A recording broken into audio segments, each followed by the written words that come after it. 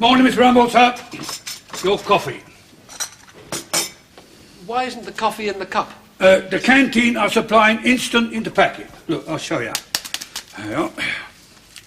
Now that is the magic powder. Are you ready to drink it now? Well, I will be in the fullness of time. I'm sorry, sir, that's not good enough. You have to be ready to drink it at once. Why is that? Well, it's instant coffee. So called because there is only one instance when it tastes like coffee. And go! Go on, drink it all up. Go on, go on. All up, drink it all up, son. Oh, that's so lovely, sir. Go on. That's it, that's it. Go on, right now. See? Right, now, today is Friday, which is payday, so can I have the money to take down for the staff? Now, there's been a change in the payout arrangements. The money will be brought down by the accounts clerk in a security dispenser. Well, I don't like the sound of that. I've been doling out the wages in a wire basket for years. Yes, but, Mr. Harmon, times are changing, and the insurance company insists that we use a more modern method. Does that mean I've been made redundant? Indeed not. You will accompany the clerk as security escort. Yeah, but if I don't take the money, I mean I'm being downgraded. I shall have to report this to my accredited shop steward. What happens to be me? Well, pity about that. There was to have been a bonus of £2 that went with the job. I'm sorry, sir, I can't stay. I've got to go down to the accounts department. Thank you for your custom, madam. So anyway, me and Mrs. Axelby didn't fancy going abroad this year. I mean, Spain's getting so common. Anybody can go now. So anyway, we booked into this holiday camp. Weren't you bothered by them young men campers? No, not at all. And it was so hot that we sat in our night dresses with the door wide open. And nobody bothered us at all. Well, it sounds a bit boring to me. Oh, no, not at all. There was something going on all the time. Oh, and laugh. On Wednesday night, they had this sort of variety concert. And there was this man that hypnotised people. Was he any good? Well, he got me up on the stage and apparently had me doing all sorts of silly things. Look, that was taken of me. Blimey, you're standing on your head. Hello! I wouldn't have believed it if I hadn't seen that picture. Well, it's lucky your seams were straight. And that's one of me when he had me doing the can-can.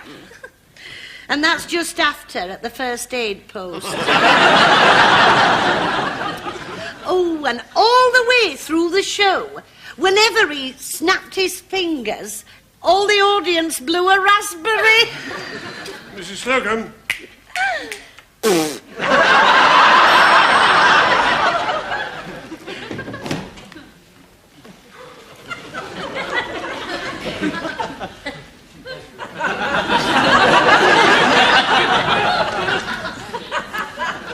Are you being served, sir? That's the gentleman I want to see.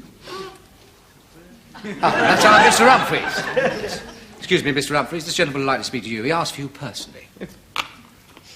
What can I do for you, sir? I'm going to show you something. It's going to shock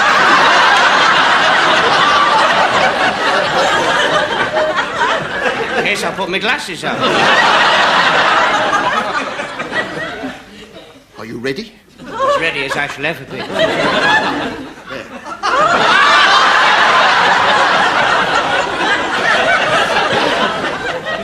What exactly am I supposed to be looking at? Oh, this sweater. When I bought it, it came down to there. Now look where it's gone to. Did you wash it yourself? Yes, as a matter of fact, I did. And you assured me it was drip dry. Are you the drip that dried it?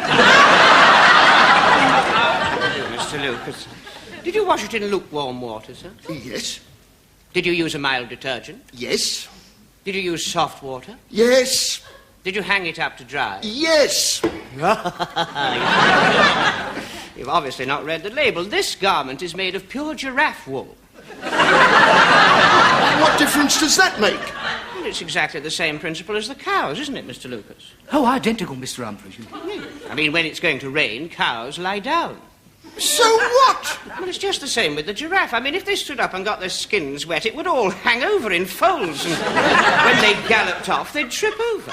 Now, what I suggest you do is wash it again, lie it on a towel to dry, in some sunlight, not before 2 o'clock in the afternoon, preferably with a cool westerly breeze blowing. If you have any trouble, don't hesitate to bring it back. Good morning. Good morning. What a salesman you are, Mr. Humphries. A silver tongue, a golden smile, a warm heart. You should have a great career with the right person behind you. Mind changing places with me? Traveling round the world, looking for the sunshine. Happy. Gather round, everybody. Come on. Now, as you may have heard, this is the new security wage dispenser.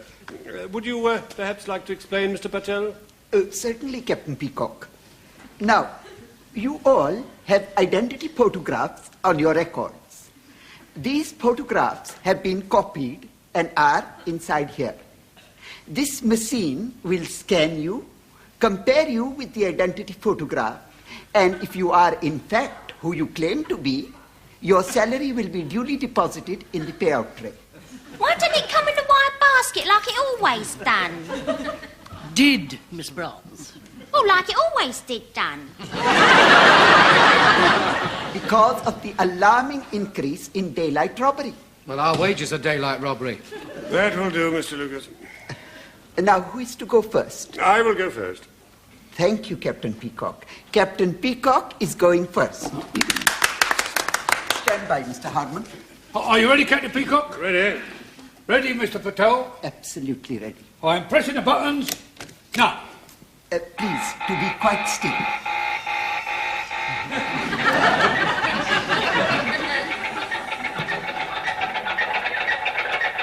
The comparing is now going on. Do not pay out. Do not pay out. You are perhaps wondering why the machine has not paid out. I was wondering why the machine has not paid out. Perhaps it's been stolen by a Dalek. I will now look at the identity photograph to see if there is a reason. There we have it. You see, in the photograph, you are wearing fancy dress. I am not in fancy dress. That photograph was taken for the Grace Brothers Operatic Society's much-acclaimed production of The Pirates of Penzance. I played the part of Frederick. Well, that's all right now. If you just wear a black patch and something red on your head, you will get immediately your salary. It may surprise you to know that I do not have my pirate costume with me. Oh, here. You can use this for an eye patch. Here, shove that in your mince pie. And put these on your head as a red handkerchief. You think that every time I get my salary, I'm going to parade with a brassiere in my eye and a pair of knickers on my head? You've got another thing coming. Now, look, do you want your money or not?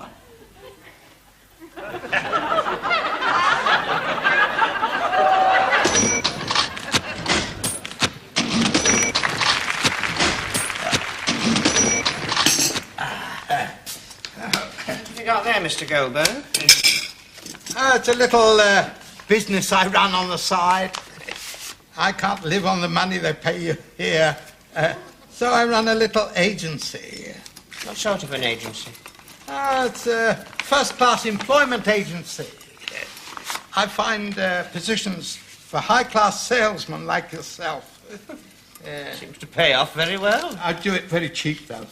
I only charge the first week's wages. Yeah.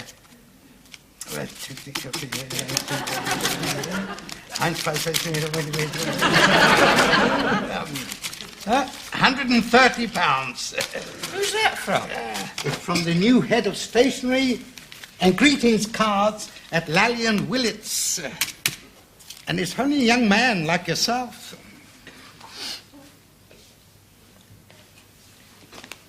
What do you knock up here? I beg your pardon? What do you earn?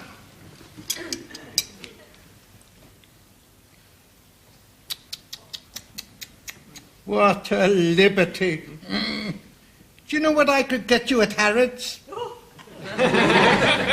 Tell me. Well, just for selling things.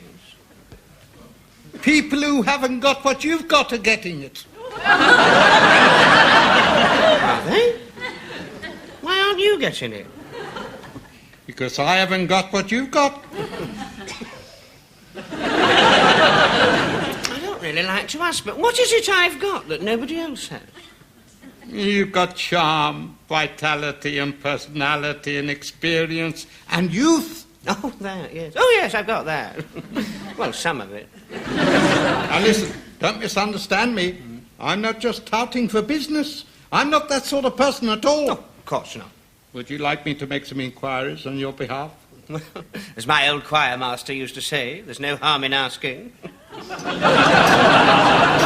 course not. When did your choir master say that? Shortly after he told me that I'd got charm, vitality, personality, experience and youth. Well, I'm sure you won't mind if we make our association, as it were, on an official basis. Any time you like. Well, if you don't mind, would you sign? There. Thank you. And there. Here. Here. Here. And initial that. And lastly, just there. Finally, that's it. That's it. Now that covers everything. Don't I get a copy? No. When you signed there, you agreed not to have a copy of the agreement. But if you've any queries, just ask. Oh, Mr. Goldberg, could I have a private word with you about that matter that we was discussing? You may speak freely in front of Mr. Humphries. I've just undertaken his representation. Oh. Anything happening? Well, I'll tell you, we got feelers out at Dorothy Perkins for head of ladies' foundations. And also a very good response for the position of head fitter at Atco. Atco? They make lawnmowers. Are they in underwear as well? No, they make lawnmowers. But the money's very good. Oh, I don't think I could do a mechanical job. One has one's standards, you know. It's £200 a week. Motor mowers or push along. I bought you a chocolate bicky, Mr. Goldberg. Oh, thank you, Miss Brown. Now, is there any news? I've sent out all your photos with a description of your experience to date. And the only reply so far is a firm offer in beds. £300 a week. I turned it down. What for? Well, the beds was in Cairo and you was on sale at return. Is Mr. Goldberg looking after your interests, Mr. Lucas? Oh, yeah, I'm having your job when you've gone. I should have thought a young man like you would have set your sights on something higher. Oh, I have. When I tell him who's nicking all the staff from Grace Brothers, I'll have Mr. Goldberg's job as well. More hot coffee, Mr. Goldberg? Oh, thank you, Diana. Right up to the chip. Thanks to you, I start as the head tosser at the Gay Hussar Pancake House on Monday. You never told me that was going. Oh, and there's a phone call for you. Oh, thank you, Don't Diana. get up. Amanda's bringing it to you, sir. Thank you, thank It's the personnel department of Lally and Willits. Oh, thank you, And Diana. thank you for getting me this job. Yeah, it's all right. You're a busy little bee, aren't you? Hello. McVitie's Employment Agency here. Mr. Goldberg speaking. Oh, hello, Sid. Now, have you got anything about Mrs. Slocombe? Oh, you like the sound of Mrs. Slocombe so far? Good. Oh, I like the sound of Mrs. Slocombe. It's the sight of Mrs. Slocombe that's the problem. Now, I tell you, Sid, she's a very beautiful lady. Her age? 30-ish. Look, it's a senior position, Mrs. Slocombe. They want someone older than that. Well, tell a lie and say 40-ish. What? Oh, they want someone who's 50-ish. Well, go on, now's your chance to tell the truth. Oh, look, I wouldn't lie to you, Sid. She'd pass for 50. What's her what like?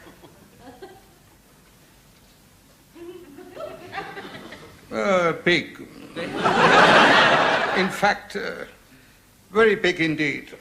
Mr. Goldberg, what are you talking about? A personality, Mrs. Slocombe. No, she will not take less than 125. Sorry. So, the ball's in your court. Oh, Sid, I've just taken on a new client, a Mr. Humphries. Yeah, I'm very excited about him. Oh, Sid is right up your street. He has charm, vitality, personality, experience he's got. And youth. And youth. Is he what? Well, I don't know. I mean, I don't think so. I mean, Mr. Humphries, you're not a militant trade unionist, are you? What, with suede shoes? I'd be laughed off the platform. No, that's all right. Well, if anything comes up, let me know. Thank you. So, I've sown the seed. All we have to do now is wait. Hello, it's time we were getting back. Oh, that's a nice watch, Mr. Goldberg. Yeah, 18 carat. It was given to me by a very satisfied client. Oh, it's got an inscription on it. Thanks for everything. I couldn't have done it without you. Love, Maggie.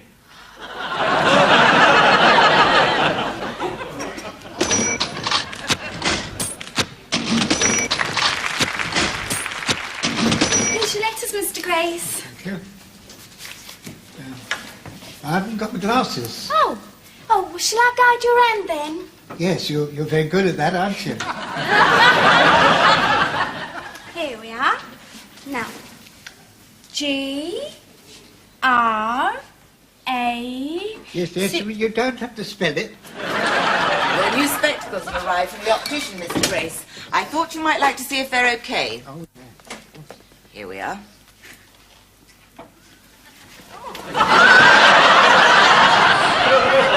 Oh, yes, they're a great improvement. And these are your new reading glasses. There. Here's the mirror.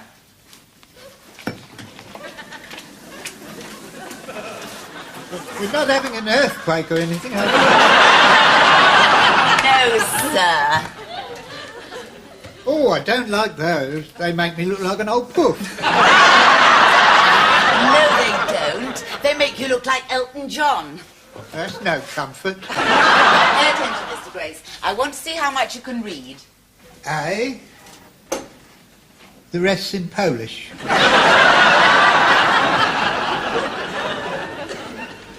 Sydney Blenetko. Do concentrate, Mr. Grace. Now, what does it say on the bottom?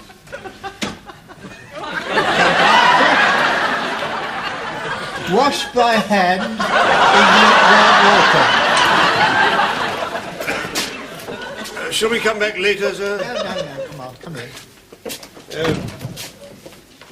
Can we have a word privately, sir? Oh, no, I've had a good look at that. Well, it's like this, sir. During the past week, Captain Peacock has become aware that a certain member of staff has been making certain phone calls to a certain store about certain other members of staff, as a result of which we are fairly certain that certain members of the staff may soon be leaving us. Mr. Grace. Mr. Grace? He's gone to sleep. I'm not surprised. Mr. Grace. Mr. Grace. Oh, what do we do now? But when he drops off like that, he's gone for an hour. I'll do it for you, sir. Oh, drat, my suspender's gone again. What was that? We fear that Mr. Humphries has been suborned by Mr. Goldberg. Well, he's been asking for it, hasn't he? What do you want us to do about it? Well, you deal with it, Rumbold. The ball seems to have lodged itself firmly in your court, Mr. Rumbold. Yes. Bit of a facer, isn't it? It's one of the penalties of being an executive, sir. Yes. What would you do in my position? Well, I'd consider it from Mr. Grace's standpoint. He has 3 courses open to him.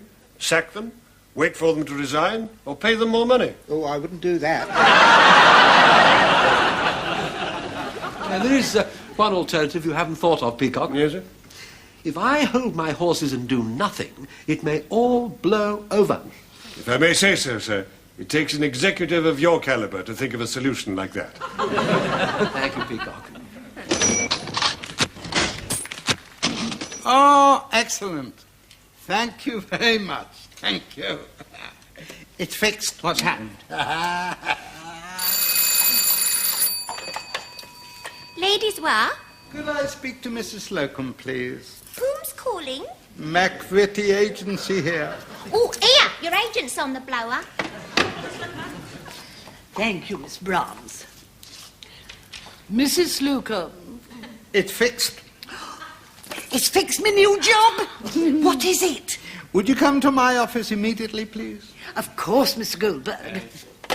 Now, do you mind telling me what's going on? Because I can't stand secrets, can I, Mr. Lucas? No, you can't, Mr. Humphries. That's why you didn't become a Freemason, isn't it? One of the reasons. I'll put you both in the picture. You're both going to Lally and Willits. Oh, isn't that exciting? Yeah. And you, Mr. Humphries, are to be the new manager of the unisex clothing department. Oh, that should confuse you, Mr. Humphries. Very well, Mr. Lucas. And you, Mrs. Slocombe, are to take charge of the Pussy Shampoo Parlour. I'll be in 7th heaven. It could be the highlight of your career, Mrs. Slocombe. Head moggy washer. And your salary will be... No. What about mine? A month? No, a week. Hadn't we better resign? The better the day, the better the deed. No, hold it. You're forgetting your severance pay. If you resign now, it'll be trivial. No, you've got to make them sack you. Then we can take them to the industrial tribunal for wrongful dismissal. Then we make a settlement. We? Clause 10. Mrs. Slocombe, Miss Brahms, will you please return to your counter? Can't you see that Mrs. Maxwell is there and she's the wife of one of our directors? So she is. Well, I promise you, she will get the service she deserves. If you want the sack, all you've got to do is be rude to Captain Peacock. What a good idea. Mr. Humphries, tidy that counter.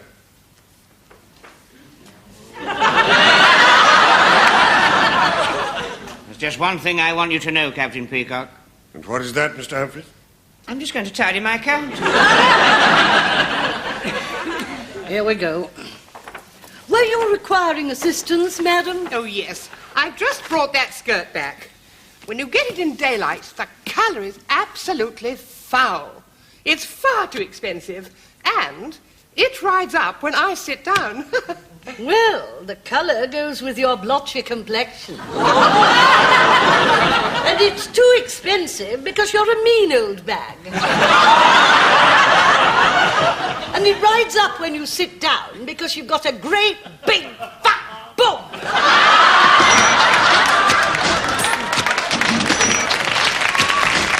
You mean to say, Mrs. Slocombe, that you don't deny any of these words? Not one syllable.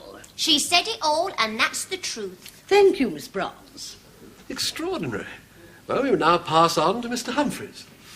According to Captain Peacock, you serve the Honourable Lavinia Effingham Fuchs, with 2 small Fs, who is also one of our most important customers. That's right, Mr. Rumbold. Yes. Well, I will now ask Captain Peacock to repeat the remarks he overheard you make to her. On approaching the customer, Mr. Humphries was heard to say, "Hello, Dolly, baby. You've got the best pair of boobs I've seen since the confessions of Swedish Emmanuel's window cleaner." Did you say those words? I did, Mr. Rumbold. I heard him. Everything Captain Peacock says is true, and he winked as well. I do, like that. Mr. Humphries, I'm surprised you even saw such a film. I was under therapy at the time. Yes. He then said, how about meeting me in the park behind the bandstand and we'll pitch a little woo? Pitch a little woo? But what film did that come from? Gold Diggers of 1938. This is the most extraordinary set of circumstances. Are you going to sack us? In your case, Mrs. Slocombe, I have a letter here from Mrs. Maxwell, who, as you probably know, is a leading member of Morning Glory, a religious sect that requires of its followers absolute honesty. You apparently are the first truly honest person she's ever met, as a result of which she sent you these 2 tickets for their next meeting. Well, you've got to sack me. I mean, you can't have people walking about saying the things I said. What do you mean? I've been doing it for years. It would be rather difficult, Mr. Humphries, in view of this note from the lady in question. Tell Humphries, 5:30 behind the bandstand, and I'll take all the woo he can pitch.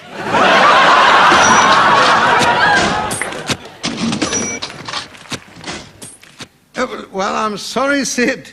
The Grace Brothers here got wind of your offer. With the result, they gave new contract for Mrs. Slocombe and Mr. Humphries. Yeah, well, I got a bit of a rocket from the management here for being behind it all. But I had a chat with them and made them see sense. Oh, by the way, have you got anything for an ex-army captain and a chief executive with big ears? Well, let me know. Yeah, thank you. Well, did you sign the contract? Not only that, we've got our new wage packets. 50% rise. Good. I'll have those. What do you mean? Well, that was the arrangement, according to the contract. The first week's wages I get. There you are. It's on page 4. There it is, PJ. It says in the contract. I'll deal with that. What are you doing? You can't do that. Sewers.